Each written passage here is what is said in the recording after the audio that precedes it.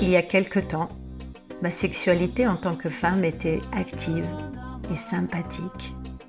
J'avais le sentiment que ça allait plutôt pas mal. Pourtant, progressivement, je m'interrogeais. Pour quelles raisons assez rapidement dans une relation, mon désir s'étiolait-il? Pourquoi la relation perdait-elle de sa saveur dès la phase passion-fusion dépassée? Je réalisais alors que je n'étais pas connectée à mon corps, que je ne l'écoutais pas. Je prends conscience que cela est un véritable frein à une sexualité épanouissante et à mon expansion de femme. Aussi, je me mets à imaginer une autre sexualité. Une sexualité où je serais au contact de mes désirs et de mon plaisir. Où il ne serait pas nécessaire de me sentir toujours passionnée.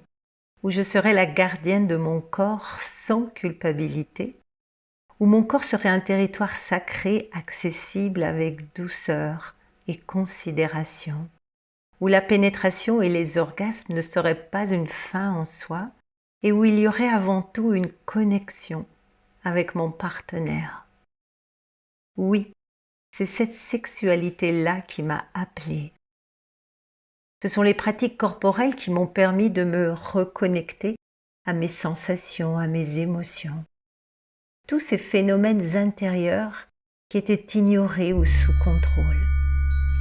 J'ai appris à y avoir accès, à me rendre disponible pour écouter l'intérieur de ma maison.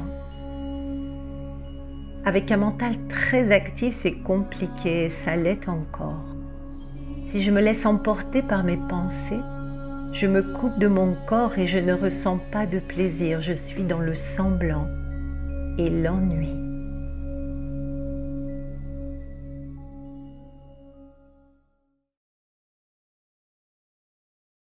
Faire taire le mental pour écouter la yoni. La yoni n'est pas un espace à part du corps. Elle est intégrée. Pour me connecter à elle, cela passe d'abord par une alliance avec mon corps.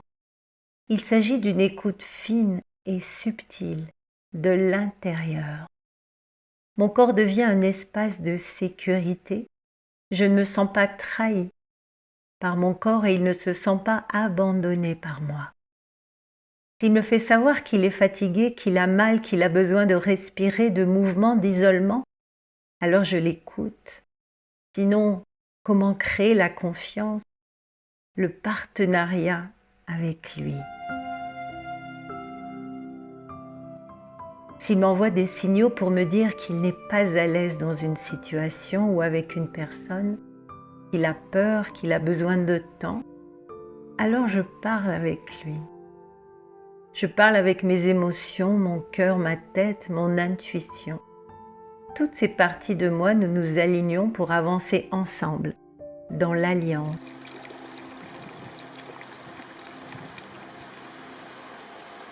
Ce chemin, je l'ai appréhendé par des pratiques corporelles en conscience. De la sophrologie, du yoga, du tantra, de la méditation, de la danse intuitive, des automassages, la pratique de l'œuf de yoni, les espaces de parole et d'écoute d'autres femmes. Et peu à peu, c'est à ma yoni que j'ai osé sourire. Je suis allée la chercher, la rencontrer, au fond de sa grotte, dans l'ombre. Je l'ai découverte presque prisonnière, isolée, timide, se connaissant peu. Il m'a fallu du temps pour faire connaissance, l'apprivoiser, la comprendre, sentir qu'elle était aussi parfois fermée, contractée, isolée, boudeuse. Je l'ai regardée, observée, explorée, contemplée, je l'ai dessinée, huilée, touchée, massée, caressée. Je l'ai connectée à la terre, à l'eau, à ma gorge, à mes mâchoires, à ma voix. Je l'ai aimée, je lui ai dit, crié, pleuré. Je lui ai demandé pardon pour toutes les fois où je l'avais abandonnée. Je lui ai promis d'en prendre soin, de devenir sa gardienne, de la rendre pulsante, vivante, épanouie, de danser, chanter avec elle.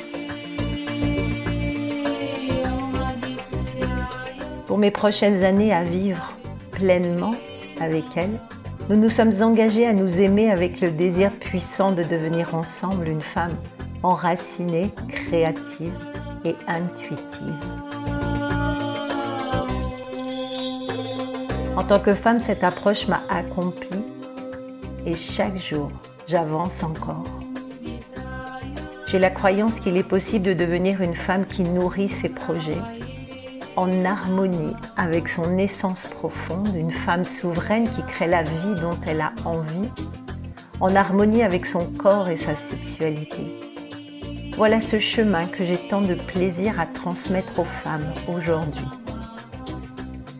Alors si toi aussi, emprunter ce chemin de transformation t'inspire et fait sens, rejoins-moi dans ce voyage.